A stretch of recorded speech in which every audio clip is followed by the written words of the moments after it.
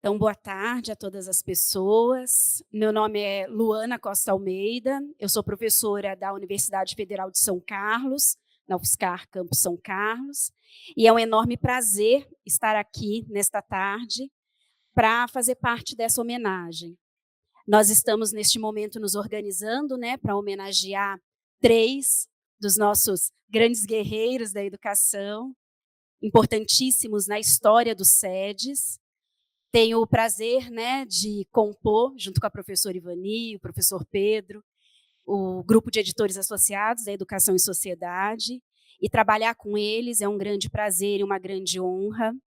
Tenho o prazer de conhecer a professora Ana Luísa, de muito tempo, e também é um grande prazer e uma grande honra estar aqui, editora associada do Caderno SEDES, e nós vamos, então, nesse momento, compor essa homenagem aos 3. E daí eu gostaria de chamar, aqui, que serão os homenageadores, a professora Adriana Laplane, que é graduada em Pedagogia e mestre e doutora em Educação, aqui. E ela atua como docente na Faculdade de Ciências Médicas, aqui da Unicamp. Gostaria também de chamar aqui para compor, esse momento de homenagem, o professor Antônio Zuin, que é meu colega, professor lá na UFSCar, graduado em Psicologia, mestre pela UFSCar e doutor aqui pela Unicamp. E, por fim, gostaria também de chamar para compor conosco esse momento de homenagem a professora Débora Maza, que também é graduada em Pedagogia e mestre em Educação e doutor em Ciências Sociais. Ela é professora aqui da Faculdade de Educação da Unicamp e, enfim, nós organizamos esse momento, então, em que cada um dos colegas, vai fazer homenagem e nós chamaremos os nossos homenageados para que possam também fazer algumas palavras, nos dar algumas palavras. Então, vou passar a palavra para a professora Adriana. Obrigada, Luana. Boa tarde a todas e a todos. Eu escrevi algumas palavras, porque ficamos falando ontem, né? E se você escreveu? Não escrevi. Eu também não tinha escrito nada, mas nos últimos tempos, gente, eu penso as coisas e eu esqueço muito rapidamente. Então, pode ser que dê um branco aí. Então, eu vou ler mesmo que sejam tão poucas as palavras que eu vou dizer aqui. Mas eu fiquei pensando, nesses 3 dias de boas reflexões, apresentações, debates. Estamos aqui hoje para homenagear as pessoas que colaboram há tantos anos para que o SEDES, essa rede que promove o pensamento crítico na educação, mantenha e desenvolva suas atividades. E as publicações do SEDES são os espaços consagrados à difusão de novas ideias, polêmicas, controvérsias. Das suas páginas emergem as vozes de professores, estudantes, famílias, gestores, trabalhadores, movimentos sociais, coletivos, pesquisadores, assim como dados de discussões que informam o debate, a avaliação e a proposição das políticas de educação. Então, é um trabalho muito importante para o país. Coube-me homenagear, em nome do SEDES, a editora dos cadernos, Ana Luísa. Sou muito grata pela indicação, é uma grande honra ter sido indicada para isso. A professora Ana Luísa tem uma longa trajetória acadêmica, como docente, pesquisadora, membro de diferentes associações ligadas à educação e à psicologia, à pesquisa, tanto no Brasil como no exterior. Na Faculdade de Educação da Unicamp, foi diretora associada 2 vezes, coordenadora de pós-graduação. Vocês acham que eu vou dar o currículo? Não. Não quero falar do que ela fez ou faz. Quero falar de como ela faz o que faz. Bem rapidamente. Temos a agradecer a Ana Luísa pela sua dedicação às tarefas que assume. O problema para ela, né, é que assume muitas coisas e se dedica a todas elas. Aí fica difícil, né? Isso causa um certo estresse que eu venho acompanhando há alguns anos. Temos a agradecer também pelo cuidado, pela delicadeza, pelo respeito e pela escuta. Qualidades que redundam na capacidade de convocar colegas, alunos, ex-alunos e quem estiver por perto em torno de projetos sempre afinados com as lutas históricas por uma educação que contemple os anseios de igualdade neste Brasil tão desigual. É isso.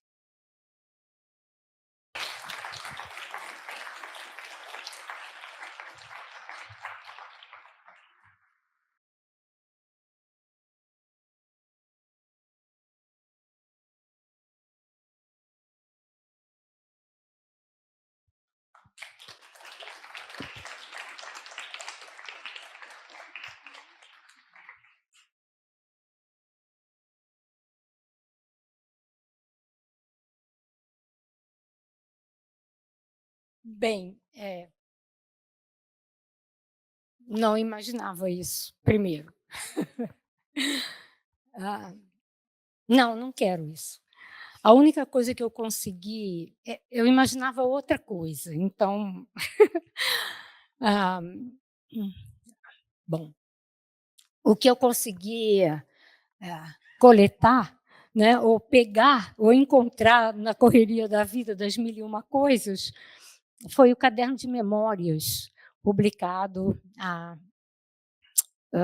depois do número 57 dos cadernos. Hoje nós estamos no número 121.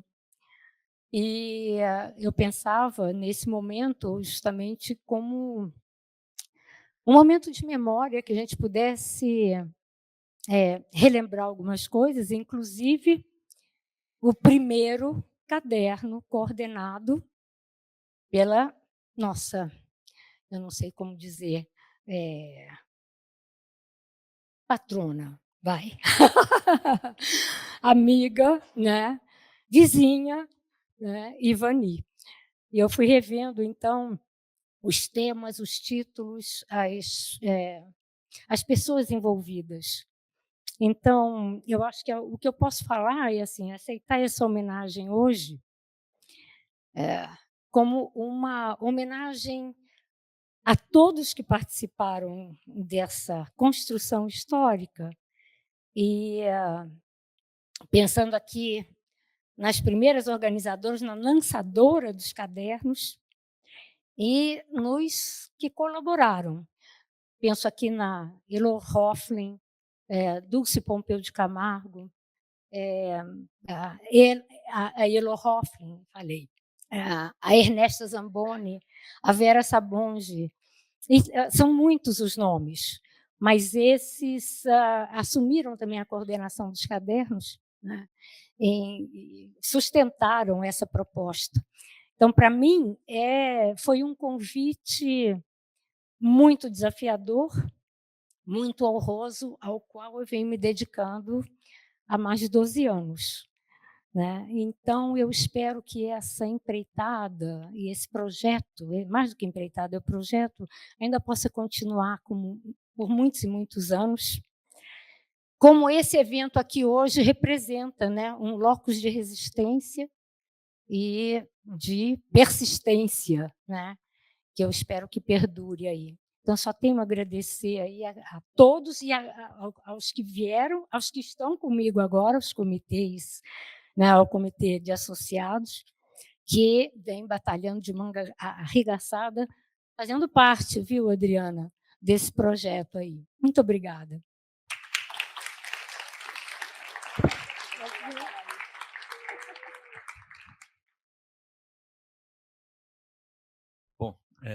Boa tarde aí para todos e todas, né? Um momento muito emocionante. Não sei se eu vou conseguir não chorar, tá? Já estou avisando. Quem sabe falando isso eu me controlo mais, né? E fui designado aí para homenagear o Pedro, né? Escrevi umas palavras, gostaria de ler e é assim, olha. Eu gostaria de iniciar minha fala mencionando uma foto que eu vi, que me foi mostrada em 1996, mais ou menos. Era a foto de um professor recém-chegado do seu doutorado da Alemanha. Na foto tinha um fogão, uma cama, na foto tinha um fogão, uma cama, num apartamento bem pequeno. A pequenez do tamanho contrastava com a grandeza do sorriso do professor. Sorriso que me lembrou do livro do Dickens, Grandes Esperanças, Great Expectations. As grandes esperanças que podem ser também expectativas, né? Expectativas que concerniam a um futuro que já estava sendo sonhado e que se concretizaram na construção de uma família linda e de um processo formativo ímpar. Mais tarde eu vou explicar o porquê desse ímpar, né, desse processo. Ele se concretizou na graduação dele em filosofia, né, na Faculdade de Ciências e Letras Nossa Senhora Imaculada de Conceição, no doutorado em filosofia na Ludwig Maximilians Universität München, em 1975, no pós-doutorado na Universidade de Bochum, no Instituto Max Planck e no Instituto Max Planck da Alemanha, né? Ele foi diretor da Faculdade de Educação da Unicamp e é doutor honoris causa pela Universidade del Centro de la Província de Buenos Aires, né? Professor titular da Unicamp e também da Uniso, né? Publicou vários textos, né? Enfim, na forma de livros, capítulos de livros, artigos em periódicos de seletiva política editorial, né? Principalmente nas áreas de ética, política, epistemologia e teorias da educação, né? Mas agora eu queria voltar ao porquê da formação ímpar, né? O caráter ímpar da sua formação se revelou e se revela no modo como a palavra Bildung, em alemão, foi incorporada na sua prática de professor e intelectual, pois ele vivencia cotidianamente o sonho de um processo formativo que não se limita ao acúmulo de conhecimento, mas sim se torna o lastro de um ousar saber ética e moralmente respeitoso.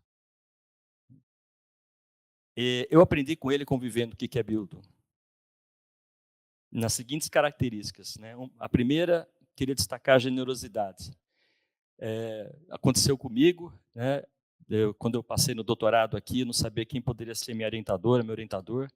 Aí uma outra querida, que era a Patrícia, né? A Patrícia Piozzi, ela disse, tem um professor aqui que pode te orientar. Eu fui falar com ele, expliquei meu projeto, ele falou, eu topo, vamos nessa, né? Aí eu estava sentado ali, lá de fora, esperando, né, abrir aqui o auditório, e o Diógenes aqui soube que eu ia te apresentar. Aí ele, sem eu ter falado essa história, ele disse assim, nossa, eu comecei um mestrado com ele, ninguém quer orientar, eu cheguei lá e falei, ó, você quer orientar meu projeto? Ele falou, vamos nessa. Aqui, ó. Aqui, ó.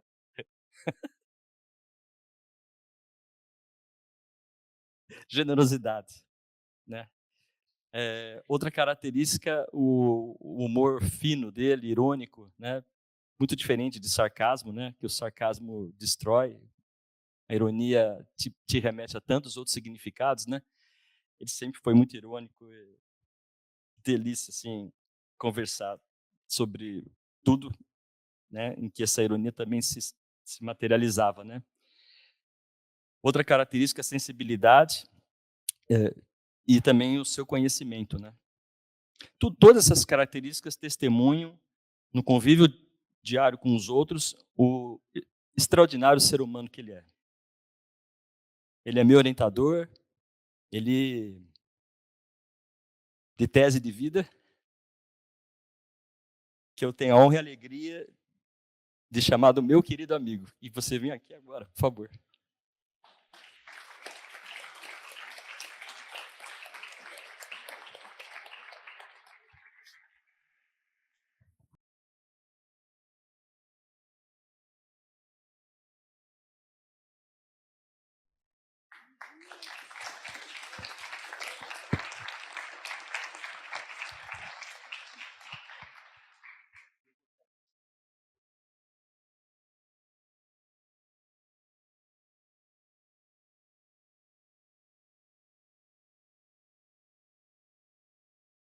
primeiro lugar, boa tarde a todos e a todas.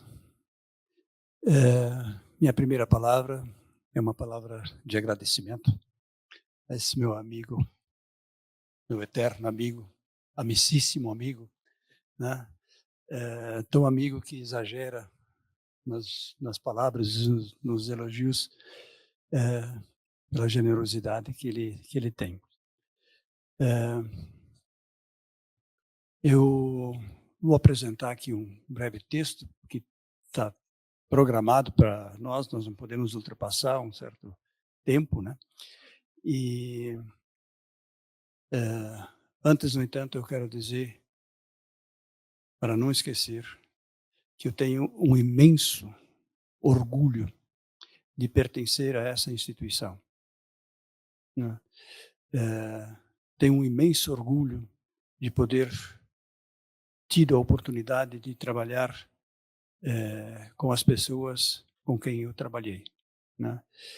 E quero dizer assim, não como autoelogio, mas como, digamos assim, um certo autorreconhecimento do passado, que eu sempre me esforcei muito para dar a essa instituição o melhor que eu poderia dar. Esse foi todo o meu esforço. E tive a felicidade de ter um grupo mais estreito de alunos, né, que são um grupo, né, que hoje está espalhado pelo Brasil e pela Argentina também, que me deram muito alento, que me animaram muito, que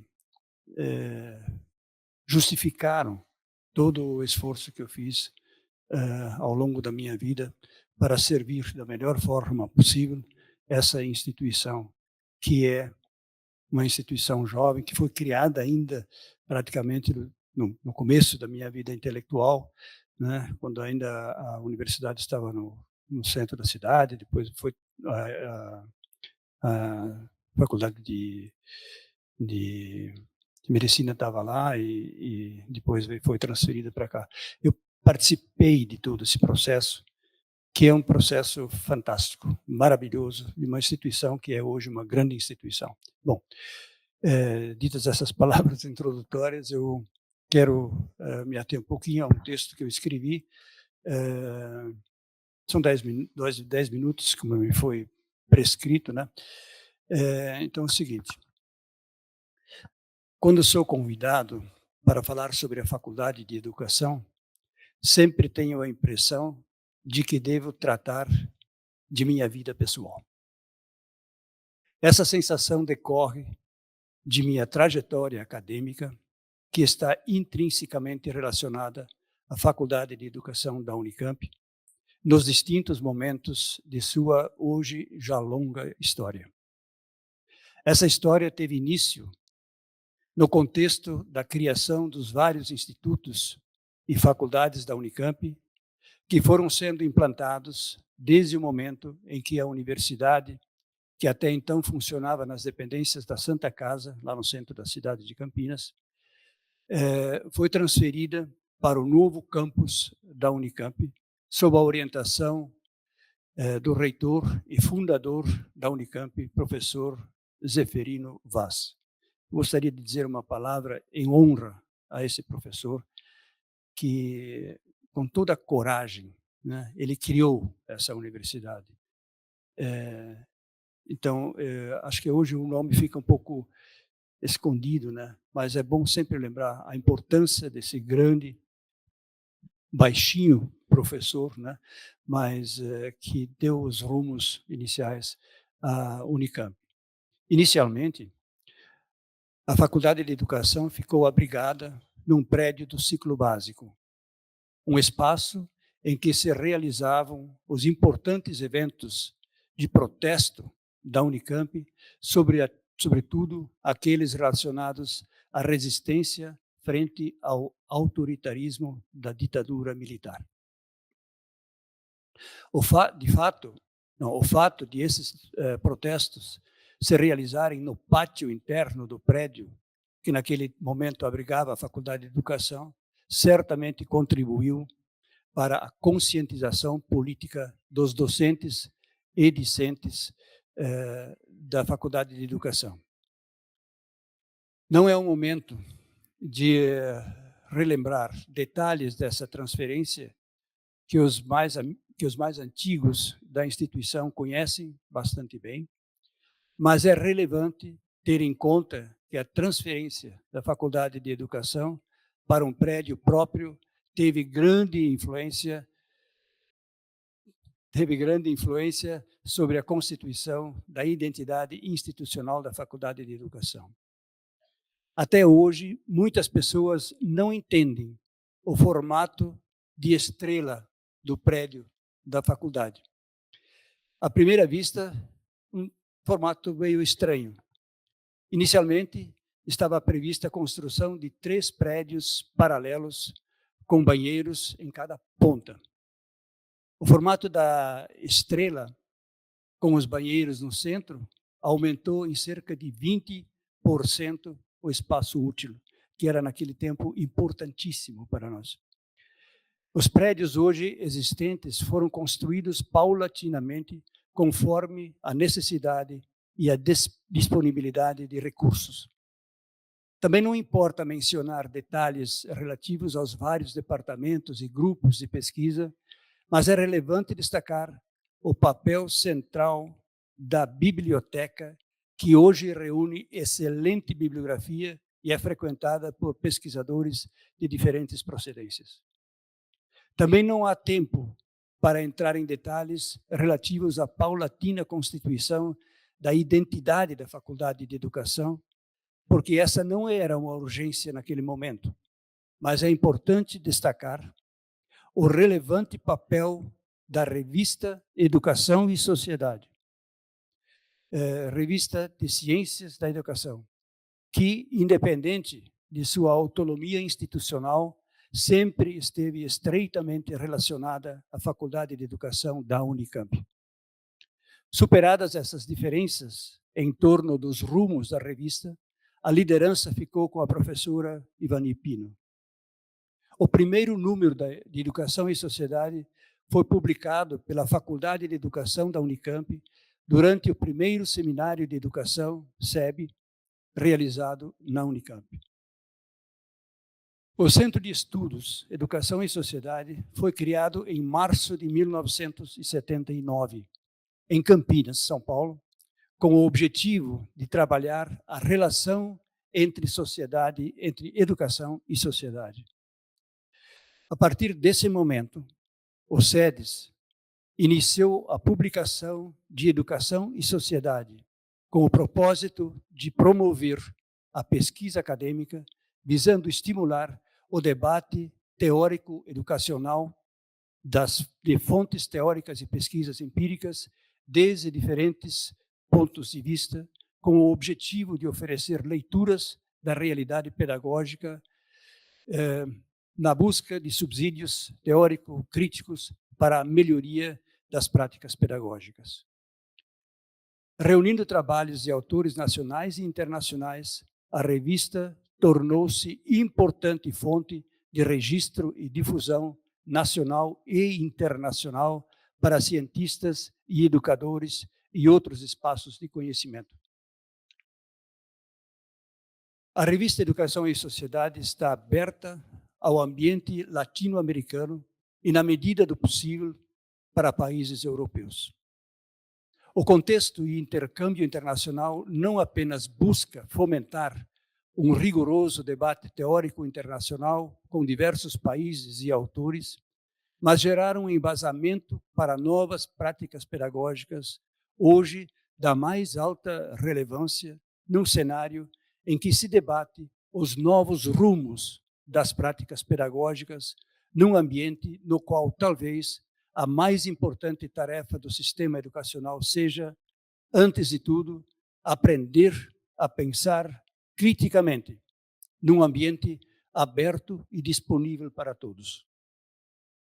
Johann Gottlieb Fichte, que viveu em 1762 a 1814, escreveu que eu posso conhecer o mesmo que outra pessoa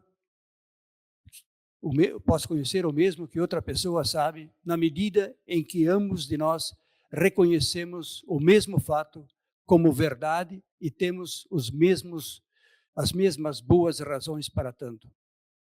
Encontramos-nos, então, no mesmo estado de conhecimento. Eu, porém, não posso ter a mesma representação da outra pessoa, uma vez que tanto eu precisaria ser a outra pessoa. Por essa razão, precisamos ter consciência da vida de mundo, da visão de mundo que atua como pano de fundo das nossas decisões. Quando falamos do eu, assim Fichte, também falamos de nós, porque o eu não existe sem o nós. Lembremos a história do menino francês Victor de Aveyron, que viveu em 1788 a 1828, e viveu numa floresta, sem contato com a cultura. Não há um eu sem um nós, diz essa lenda. Não há um eu sem nós, nem um nós sem um eu. Nesses termos, parece haver uma conexão intrínseca entre as diferentes áreas de conhecimento, embora nelas coexistam conteúdos individualmente diferentes. Se me permitem, ainda gostaria de tratar fazer uma breve referência ao filósofo alemão Johann Gottlieb Fichte, de 1762 a 1814, que escreveu em seu livro Fenomenologia do Espírito a seguinte frase: parece haver uma conexão entre todas as áreas do saber, por mais que transmitam individualmente conteúdos diferentes. Para concluir, gostaria de fazer uma breve referência ainda a John Dewey, de 1859 a 1952, um filósofo pedagogo que teve enorme influência no Brasil. Um problema bem apresentado é um problema meio resolvido, dizia ele.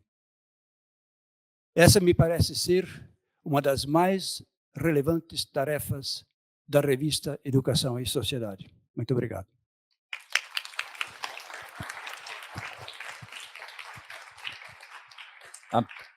Só para complementar, né, pessoal, duas informações estavam no meu texto, mas eu acabei, né, lendo rapidamente, por causa do horário, enfim, né, pensando. Ele foi também diretor da Faculdade de Educação aqui, né, da Unicamp, né, e e vai sempre ser também um membro decisivo do corpo editorial da Educação e Sociedade também, né? É isso.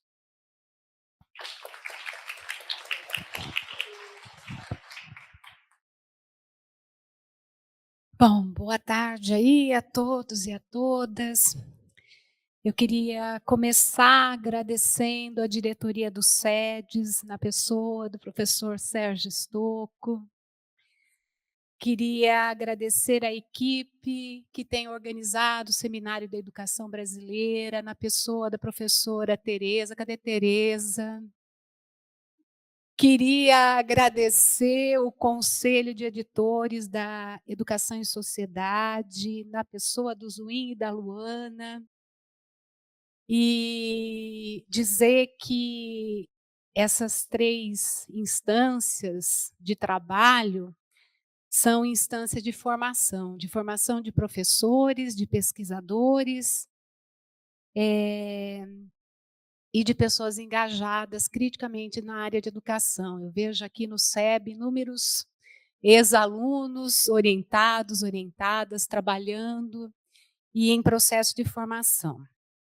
Queria dizer que me ficou a difícil tarefa aqui de homenagear a Ivani. E é difícil fazer isso. Então, eu também queria dizer, como Zuim, que eu estou muito emocionada e que se eu cometer aqui tropeços, que vocês me perdoam, dado ao calor do momento. Eu fiz um texto também que eu lerei para não me perder aqui na situação. Queria dizer que existe uma dimensão pública do Angel e da Ivani, que gravita em torno da chegada no Brasil em 1978, a convite do professor Antônio Muniz de Rezende, ex-professor de Ivani, amigo em Juiz de Fora e também no Canadá, compadre e ex-diretor da Faculdade de Educação. E o então reitor Zeferino Vaz, já lembrado aqui pelo professor Pedro, que acolheu o casal de professores e também a professora Ofelina Rabelo, que incorpora Ivani ao então Departamento de Ciências Sociais Aplicadas à Educação, antigo DECISAI. O casal chegou ao país no momento de inflação sem precedente, estagnação do produto interno bruto, crise internacional do petróleo, dívida externa galopante, desemprego assustador, esgotamento dos projetos dos governos militares pós-64. Momento em que o povo brasileiro pagava a conta do autoritarismo político, do modelo social de muitos privilégios para poucos e de uma economia vendida e alinhada aos interesses do capital monopolista. Foi nesse momento que o casal aceita sair do Canadá e vir para o fazendão do Barão de Café, né, do Barão de Geraldo. No entanto, a sociedade civil fervilhava em movimentos de retomada da democracia e de participação popular nos destinos da nação, pois a ditadura das fardas entregou um país muito pior do que o horizontado pelas reformas de base do governo de João Goulart. É importante retomar essa história nesse momento em que uma parte da sociedade brasileira namora de novo com os quartéis e os fardados. Vou afirmar, o Brasil dos militares não é melhor do que o Brasil do pluralismo partidário e da conflituosa democracia inacabada. No ano em que a família Pino chegou a Campinas, o Centro de Estudos Educação e Sociedade, o nosso SEDES, uma entidade da sociedade civil com sede em Campinas, se constituía como um instrumento de luta junto com outras instituições que atuavam no movimento social no sentido de democratizar a sociedade brasileira. À época, o SEDES organizava o primeiro seminário da educação brasileira, do qual decorreu o primeiro número da revista Educação e Sociedade, assinada por um comitê de redação composto por alguns professores, dos quais eu vou destacar a nossa querida Elizabeth Pompeu de Camargo, uma das pioneiras, participantes e idealizadoras do SEDES. Este primeiro volume trazia como tema: o educador precisa ser educado. Talvez um diálogo, talvez uma provocação com Karl Marx, quando pergunta: quem educa o educador? É importante sublinhar a ousadia e a resistência dessas iniciativas, lembrando que estávamos ainda sob a tutela dos atos institucionais da ditadura. Ivani se aproxima desse grupo e constrói uma longa trajetória de trabalho e participação política, pedagógica, de gestão e editoração no DECISAI, na Faculdade de Educação, no SEDES e na revista. Seu engajamento nos coletivos em defesa da escola pública, laica, socialmente referenciada, gratuita, para todos e todas, atravessou vários momentos paradigmáticos da nossa política educacional. o Fórum Nacional em Defesa da Escola Pública, Assembleia Nacional Constituinte, Comissão de Educação e Cultura e Esportes da Câmara dos Deputados, presidida pelo querido Florestan Fernandes, as Conferências Brasileiras de Educação, as CONAIs, etc. Na Faculdade de Educação, e essa é a parte que mais me toca, Ivani foi precursora, com outros colegas, do debate sobre a pesquisa como componente de formação do educador, da educadora, do professor, da professora. E introduziu, não sem muita discussão e conflito, a disciplina obrigatória de metodologia de pesquisa nas ciências sociais aplicadas à educação, no currículo do curso de pedagogia da Unicamp, pois entendia que o professor e a professora, como profissionais reflexivos, no chão dos processos educativos, mobilizavam dialeticamente teoria, prática, registro e teoria. Foi pioneira também na introdução das tecnologias da informação e da comunicação no processo de formação de formadores, criando o Laboratório Interdisciplinar de Tecnologias Educativas, o LAI, e implantando a sala de videoconferência que funciona até hoje na faculdade. Assumiu várias vezes a chefia do DECISAI e foi copartícipe, juntamente com Antônio Muniz de Rezende, Pedro Gorgman, então diretor associado e depois diretor da Faculdade de Educação, no convite, acompanhamento e destravamento do processo de contratação do professor Paulo Freire, que permaneceu como docente do DECISAI de 1980 a 1991. A tese de doutorado de Ivani registra as memórias e as tensas relações da educação e da sociedade no Brasil no período de 1978 a 1995. Seguiu e segue como editora de uma das revistas mais longevas e respeitadas na área de educação no Brasil. A despeito de tudo isso que já foi dito da esfera pública, eu não conseguiria finalizar minha homenagem sem me referir a uma camada sensível, privada e menos conhecida de Ivani. Ivani é mineira, nascida em Tocantins, Minas Gerais.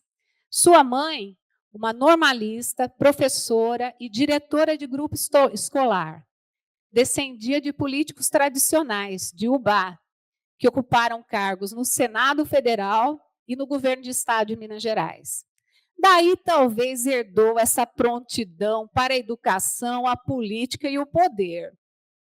Seu pai, um farmacêutico muito frequentado na cidade, descendia de família de fazendeiros. Daí, talvez, tenha herdado essa química de juntar elementos, pessoas, conversas, projetos.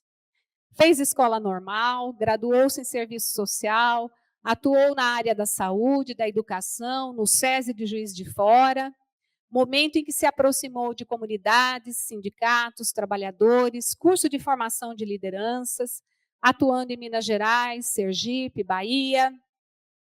Em 64, seu envolvimento com sindicatos e trabalhadores gerou desconfianças no regime autoritário da região. Sofreu constrangimentos e teve que sair da cidade.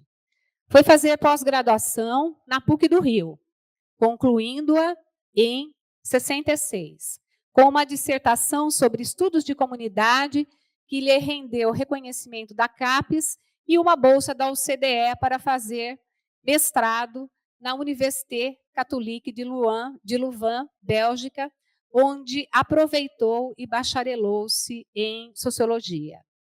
De 67 a 78, viveu na Bélgica e depois no Canadá.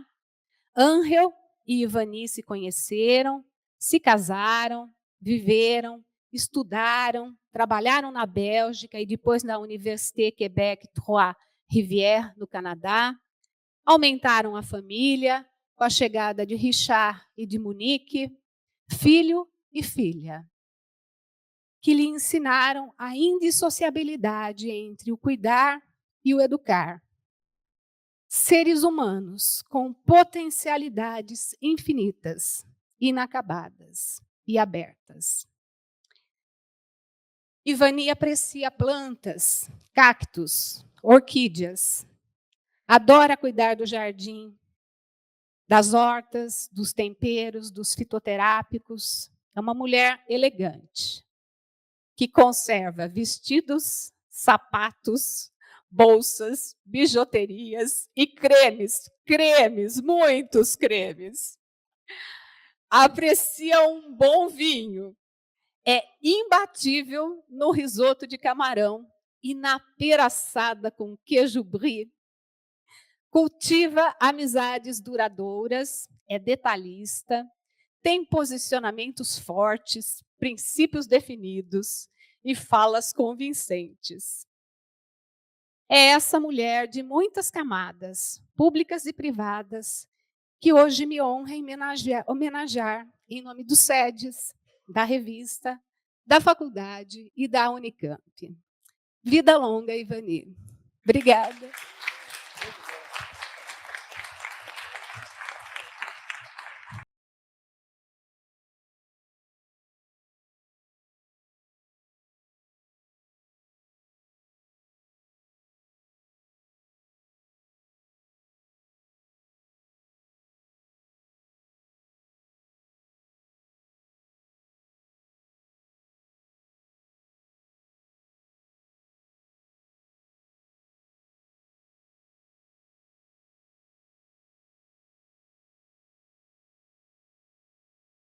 Caros e caras participantes do 7º Seminário Brasileiro de Educação.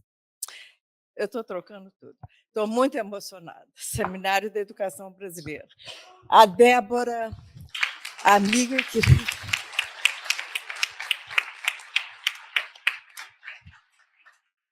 A Débora, amiga querida, fez um passeio pela minha vida e do Arrel, e inclusive dos meus filhos. Eu olho aqui e vejo amigos queridos do coração. Eu estou profundamente emocionada, então eu vou ler o que eu escrevi, porque senão eu não consigo falar tudo o que eu talvez quisesse falar agora, porque esse texto foi escrito com uma emoção diferente. Eu pensava no SEDES, eu pensava no SEDES, no trabalho do SEDES, na criação da revista, e agora eu me situo diante dessa realidade de uma forma muito diferente, através das falas da Débora, que me recoloca,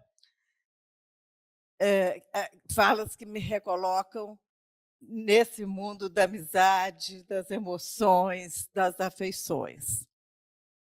Eu vou ler o que eu escrevi.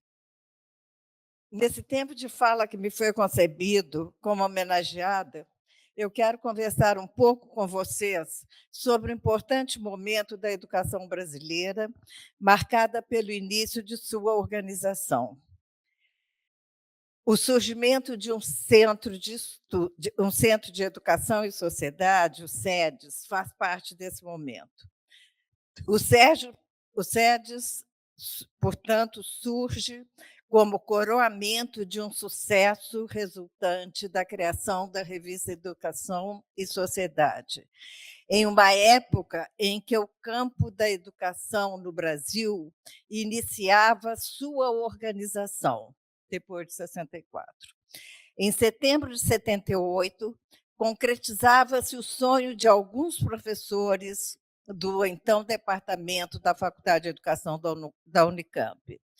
Os departamentos Sociologia, Administração e Metodologia do Ensino, Filosofia e o Departamento de Psicologia. O lançamento da revista Educação e Sociedade.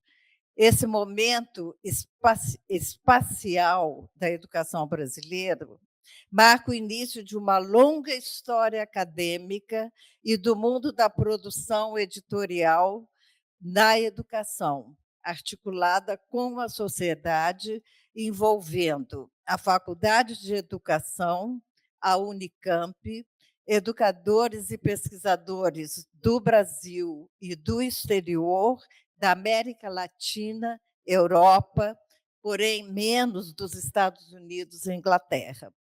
No seu conselho de colaboradores foram reunidos, além de todo o corpo docente da Faculdade de Educação da Unicamp, professores pesquisadores de outras instituições acadêmicas, principalmente de São Paulo e do Rio de Janeiro, incluindo pesquisadores de outras áreas do conhecimento, como ciências sociais e a física. Portanto, esse pequeno relato sucinto já mostra que o primeiro número da revista Educação e Sociedade, ele já é interdisciplinar.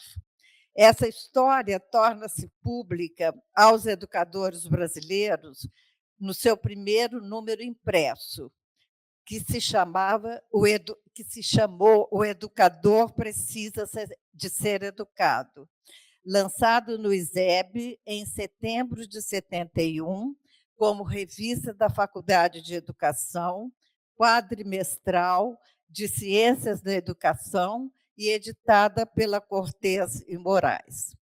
No editorial, em seu primeiro número, apresentando nosso compromisso, a revista se define como um periódico que pretende ser uma revista preocupada com a análise da realidade educacional brasileira, abrindo seu espaço para propostas intelectuais, tanto no que se refere a técnicas, doutrinas e práticas educacionais, como no que se refere à reflexão sobre o seu impacto na sociedade como um todo. Uma revista que tem como foco a perspectiva da teoria e da prática no âmbito do conhecimento socioeducativo, procurando recuperar certa informação histórica dessa prática e teoria, sem deixar de responder aos problemas colocados pela educação contemporânea. Observa-se que é Paulo Freire, ainda no exílio, que abre o número 1 da Educação e Sociedade, publicando o artigo A Alfabetização de Adultos é um que fazer neutro. O número 2, lançado em janeiro de 79, centrou-se na temática administração, poder e trabalho. Evidente que não tem nenhuma relação com Maurício Trachtenberg, né? Nesse momento, face ao sucesso da revista e aos movimentos sociais na educação, com a criação de novas entidades da educação, a revista registra em seu editorial: Educação e Sociedade apresenta-se novamente.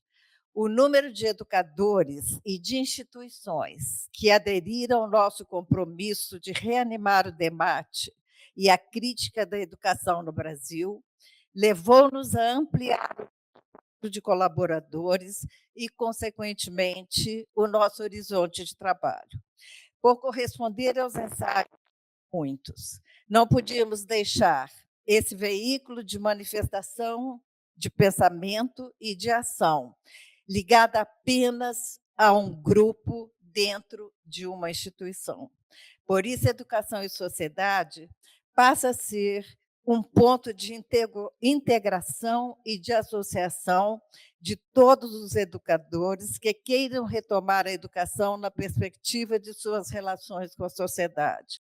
A consolidação de uma revista em nível nacional, portadora da produção e da reflexão-ação de um numeroso grupo de educadores, deverá prestar um serviço ainda muito maior para a educação brasileira, se localizada e reunida em um espaço social definido e caracterizado. Aqui, portanto, se registra a ideia dos primeiros vestígios da criação desse espaço social que se proporia a reunir educadores num centro, e nesse espaço são desenhados caminhos e que provisoriamente foi concretizado na ideia da criação de um centro de educação e sociedade SEDES. Engraçado que esse foi um nome provisório. Essa ideia é concretizada e o editorial de maio de 79 da Educação e Sociedade, número 3, registra a sua criação, informando que, em março, no mês anterior, tinha sido criado o Centro de Estudos, Educação e Sociedade, SEDES. Eu fui secretária do SEDES entre 79 e 83. Maurício Gadotti foi presidente, Beth Pompeu a vice. Quando assumi sua presidência, até 2018, e desde 2019 eu sou o presidente honorário do SEDES. Hoje é o amigo e querido Sérgio, está ali. Sua criação reveste dos propósitos de manter e criar novos caminhos, reafirmando a importância da crítica através de um amplo debate sobre a educação brasileira, tendo como seu cerne a luta contra a educação do colonizador, características da nossa, então, educação dominante, propondo uma educação que não seja apenas interrogativa, crítica. O Licínio tocou sobre a questão da crítica e da sua dimensão em uma das suas falas, mas que seja afirmativa, na busca de alternativas válidas e de consolidação da democracia. Nessa direção da procura de novos caminhos, o SEDES avança lutando contra a resistência oferecida pela inércia, na luta pela persistência, garantindo a continuidade da procura de uma educação libertadora, apropriando-me das palavras de Paulo Freire, na procura do reconhecimento, acercando-se pela qualidade dos trabalhos aferidos pelos pesquisadores do campo educacional, relacionando educação e sociedade, e pelo projeto de futuro, isto é, pela continuidade na perseguição da educação de qualidade, pública, gratuita e no atendimento dos direitos da população brasileira. Nessa direção, aponta para o Seminário da Educação Brasileira, o SEB, como outra atividade marcante e importante do SEDES, além da revista e dos cadernos. A proposição da criação do SEB, que se caracterizaria como oportunidade de reunião de educadores e não educadores para discutir seus problemas, aprofundar temas de relevância da atualidade brasileira, da educacional brasileira, propor soluções e manter o intercâmbio necessário para prosseguir na luta comum por melhores condições de trabalho, pesquisa, de ensino e de aprendizagem continuada. O primeiro seminário de educação brasileira, SEB, organizado na Faculdade de Educação da Unicamp, ele realizou-se na data de 20 a 22 de novembro de 79, pelo Centro de Estudos, Educação e Sociedade. Um ano depois da realização do primeiro SEB, o movimento dos trabalhadores em educação evoluiu muito. Em meados de agosto de 79, foi decidida a realização do segundo Seminário de Educação Brasileira, marcada para o início do ano letivo de 1980. Entretanto, o segundo SEB não acontece. Sua temática, políticas educacionais, foi integrada no movimento nacional. O segundo SEB foi ampliado com a participação de outras entidades recém-criadas do campo da educação, com a unificação de nossas lutas por uma educação democrática. A expansão da organização dos movimentos sociais na educação foi significativa nesta década, o que provocou novas alianças e novas dimensões de reorganização social do campo da educação, que se definiu com outras dimensões de luta e novos participantes. O contato com outras entidades, notadamente a ANPED, a ANDE, que hoje não existe mais, provocou ampliação da ideia no sentido da unificação das nossas lutas, tendo em vista uma educação democrática. Surgiu a ideia, portanto, de proposição de um acontecimento de âmbito nacional. Após contatos com a ANPED, com o ANDE e somando-se o SEDEC, o SEDES decide realizar esse encontro comum, convidando órgãos de classe dos educadores, professores de todos os graus, orientadores, supervisores, administradores, sindicatos, promovendo aí a primeira Conferência Brasileira de Educação, a CBE, que pretendeu retomar as conferências nacionais de educação, porém ultrapassando-as. E essas conferências nacionais de educação foram organizadas no passado pela Associação Brasileira de Educação.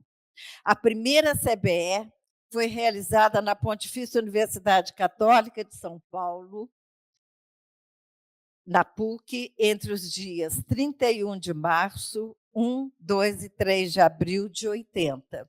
E seu tema geral foi política educacional, que seria o tema do segundo SEB. Como primeiro seminário de educação brasileira, a primeira Conferência Brasileira de Educação garantiu aos educadores o espaço para se posicionarem face ao poder que até então vinha tutelando a educação brasileira. Nessa ocasião, foi lançado o primeiro número dos cadernos SEDES. Assim, o SEDES tem marcado a história da educação brasileira.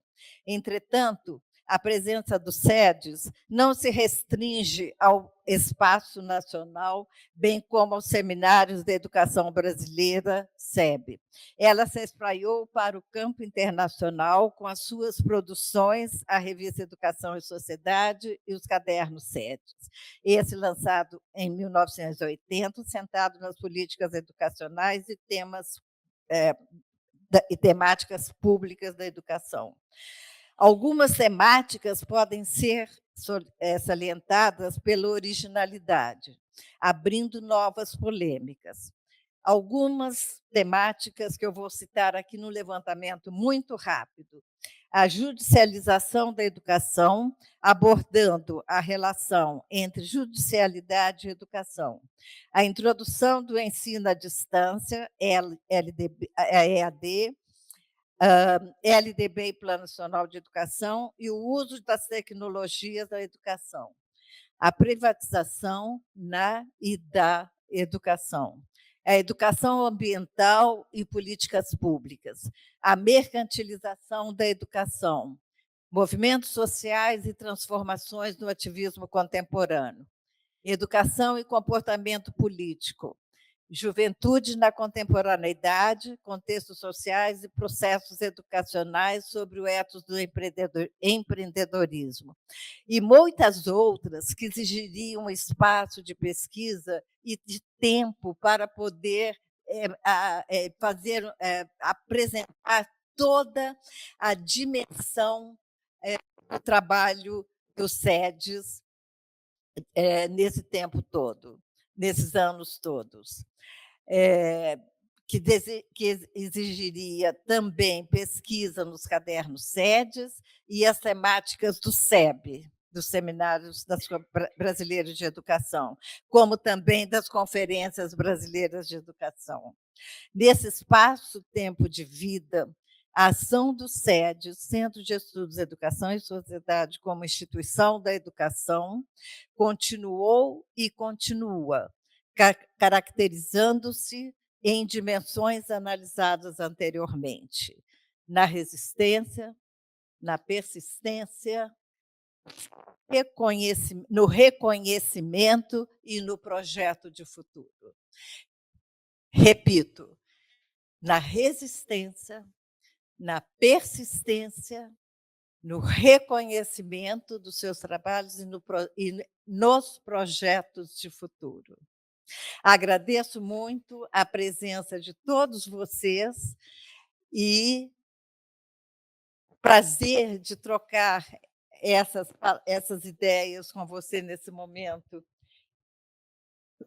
Está sendo muito emocionante ver, inclusive, eu vou dizer, ver tantas pessoas amigas e queridas que eu vou olhando assim, Luiz lá no fundo, Márcia aqui na frente, Gilda ali atrás. São pessoas muito queridas e que têm acompanhado, Salomão ali, que têm acompanhado e participado do trabalho do SEDES em todos esses anos. A todos vocês, educadores brasileiros, o SEDES só tem uma coisa a fazer: agradecer. Agradecer e agradecer muito, porque sua existência, o seu crescimento, na persistência e na perspectiva de futuro, deve à produção do trabalho acadêmico de cada um de vocês aqui presente. Nós não somos não somos nada sem vocês, sem os pesquisadores brasileiros que lutam e labutam no seu dia a dia, no seu cotidiano de trabalho, para escrever e para caminhar na direção de desvendar ao Brasil, para o Brasil e para o exterior, o que se pesquisa nesse país, o que se produz nesse país. Muitíssimo obrigada pela presença de vocês e continuem firmes e colaborando com o Centro de Educação e Sociedade. Obrigada.